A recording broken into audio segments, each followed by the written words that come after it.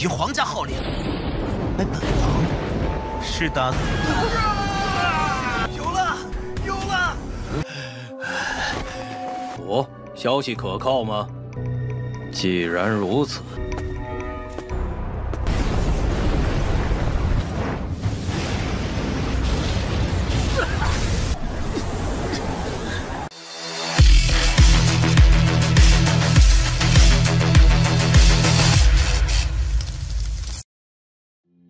Halo semuanya, selamat datang di Ruang Sinema. Bagaimana kabar kalian semua? Semoga selalu sehat dan baik-baik saja.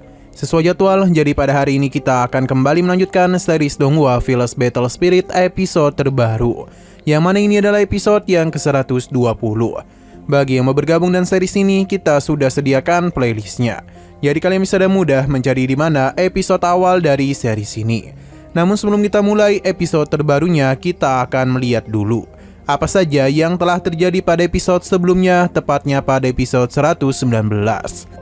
Kemarin pertarungan sengit telah terjadi antara Sinan dan juga sosok roh penghuni dari Gua Biyuan, di mana dia kesal terhadap Sinan karena ia sudah melanggar peraturan yang ada. Padahal Shinru sudah menjelaskan kalau bukan Sinan yang memulai pertama kali. Namun karena Sinan berasal dari alam bawah, jadi roh penjaga ini tetap menganggapnya sebagai pelanggar. Kesal akan sikapnya yang tidak begitu adil, jadi Sinan langsung saja melenyapkannya menggunakan kekuatan roh dewa perang. Tindakan Sinan pun membuat para tetua dan leluhur menjadi marah karena apa yang Sinan perbuat merupakan kesalahan besar. Mereka pun berencana untuk memberikan hukuman kepadanya. Tapi Sinan yang menghadapi ujian kesengsaraan pun membuat tempat ini menjadi kacau karena petir tribulasinya sudah muncul di mana-mana.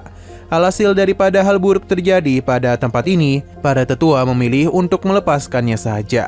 Tapi Pangeran ke-6 justru datang untuk menangkap Sinan. Nah, sekarang kita akan melanjutkan episode terbarunya.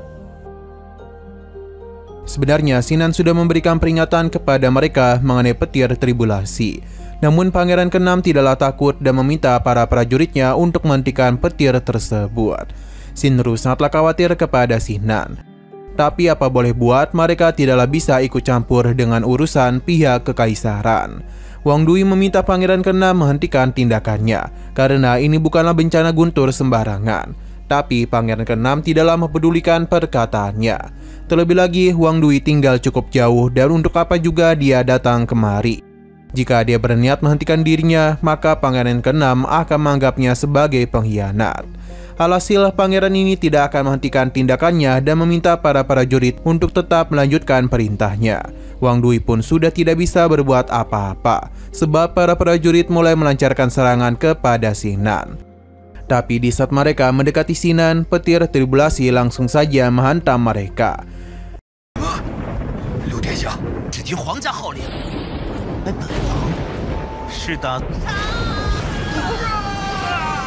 Melihat apa yang terjadi, barulah menyadarkan Pangeran ke-6 kalau perkataan Wang Dui sebelumnya memang adalah benar. Ini bukanlah guntur kesengsaraan sembarangan.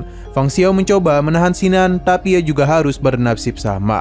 Sedangkan Pangeran ke-6 yang mencoba untuk melarikan diri segera didatangi oleh Sinan. Sayang sekali kita tidak tahu nasibnya. Untuk Sinan sendiri agak panik dan meminta senior Feiyu untuk segera muncul, sebab dia merasa dia sudah terlambat.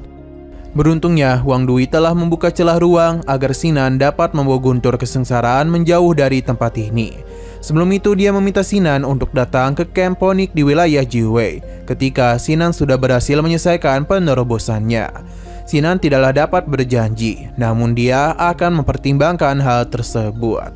Setelah Sinan pergi, petir tribulasi juga telah menghilang. Keluarga Fan harus mengalami kerugian yang cukup besar karena harus kehilangan Fan Xiao. 你在吗？你若成功渡劫，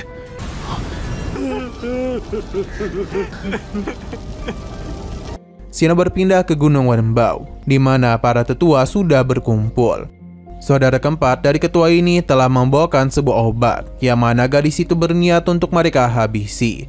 Tapi sebelum itu terjadi, seorang tetua pun datang untuk menghentikan semua tindakan mereka, karena Denny sudah mendapatkan kabar mengenai keberadaan Sinan. Hal ini tentu saja membuat mereka sangatlah terkejut. Begitu pula dengan para ketua lainnya. Informasi terakhir yang mereka terima, Sinan sedang berada di kota Tianfu. Mereka pun berniat untuk menangkap Sinan hidup-hidup sebelum diambil lebih dahulu oleh Gunung Wendao. Jadi apapun yang terjadi, mereka akan segera mulai pencarian.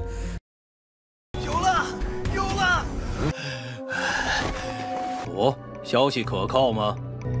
既然如此，我捉秦南。 Sedangkan di sisi lain terlihat kalau Jiang Bilan tengah berada di sebuah tempat. Hanya saja kita masihlah belum tahu apakah ia Jiang Bilan asli atau jiwa dari kaisar dunia bawah. Kembali lagi kepada Sinan yang telah keluar dari celah ruang. Berhubung di sini tidak ada siapapun, jadi Sinan akan berhadapan dengan guntur kesengsaraan supaya dia ini bisa menyelesaikan ujian kenaikannya. Dalam proses perlawanan itu bisa terlihat dengan jelas kalau guntur kesengsaraan sangatlah mengerikan. Namun meskipun begitu, Sinan masihlah dapat menahan beberapa serangannya. Tapi menahan saja tidaklah cukup. Beberapa pertahanan juga sudah Sinan bentuk, namun belum ada tanda-tanda dirinya akan berhasil. Sampai akhirnya dia pun mulai kesulitan. Beruntungnya ketua Papilion Huyuan telah datang di waktu yang tepat untuk membantu Sinan.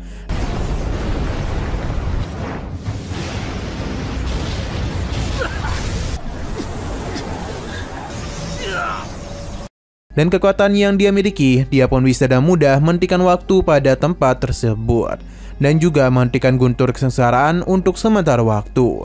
Tujuan ia melakukan hal ini karena dia ingin menepati janjinya untuk memberitahukan sesuatu kepada Sinan. Dia pun menanyakan apakah Sinan tahu tentang peri jiwa biru, yang adalah tingkatan jiwa bela diri yang melambangkan batas atas kultivasi seseorang. Ketua Papilion membenarkan hal tersebut, tapi ada seorang wanita dengan martial spirit kekaisaran. Ia merasa tidak puas dengan aturan pada benua ini. Ia memilih untuk menghancurkan martial spiritnya demi bisa mengubah takdir. Ia jugalah yang menjadi orang pertama dalam sejarah yang naik ke alam bumi. Jadi apa yang disebut sebagai garis jiwa biru akan runtuh dengan sendirinya. Sinan masihlah belum tahu apa selanjutnya. Yang ternyata alam tidaklah mengizinkan hal itu terjadi. Maka karena itulah wanita tersebut menghilang dari peradaban. Apa yang ketua Papilion katakan hampir sama dengan guntur kekacauan yang sedang mencoba menghapus keberadaannya. Sinan masih belum paham mengapa mereka tidak mengumpulkan kekuatan untuk bisa melawan balik jalan surga. Andai saja ketua Papilion tidak melihat wanita itu naik menjadi kaisar dengan mata kepalanya sendiri, maka mungkin dia akan sama seperti Sinan yang juga tidak percaya dengan aturan benua biru. Terlebih lagi, hal-hal yang diyakini oleh semua makhluk hidup semuanya bukanlah kebohongan, melainkan sesuatu yang benar nyata. 企图抹掉你的存在应成帝，我也无法集结力量反抗天道呢。更何况那些跪得太久。 Mereka yang telah berlutut ditakdirkan tidak akan bisa melawan langit. Jadi selama mereka dapat berdiri, maka akan lebih banyak lagi kebenaran yang terungkap. Jadi Sinan itu harus dapat melawan apa yang dihadapannya. Ketua Papilion pun telah memberikan apa yang dimiliki oleh Papilion Huyuan kepadanya. Sinan paham dan dirinya pun langsung saja mengeluarkan senjatanya untuk bertarung langsung dengan petir tribulasi. Dengan kekuatan baru yang Sinan miliki, ia pun mulai percaya diri untuk bisa menghadapi guntur kesengsaraan tersebut. Perlawanan yang Sinan lakukan telah membuat guntur kesengsaraan murka.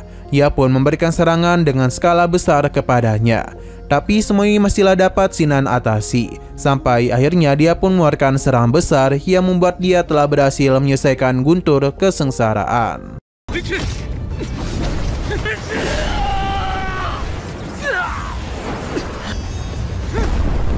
Nah, sayang sekali lagi seru-serunya, episodenya pun harus bersambung dulu. Oke, sekian dulu pada video kali ini. Untuk video selanjutnya akan segera hadir. Jadi bagi kalian yang ingin mengikuti series ini, langsung saja klik subscribe dan aktifkan loncengnya. Terima kasih yang sudah menonton video sampai habis. Jika kalian suka pada video ini, klik like dan share ke teman-teman kalian tentang channel ini. Dan ditunggu aja kelanjutannya.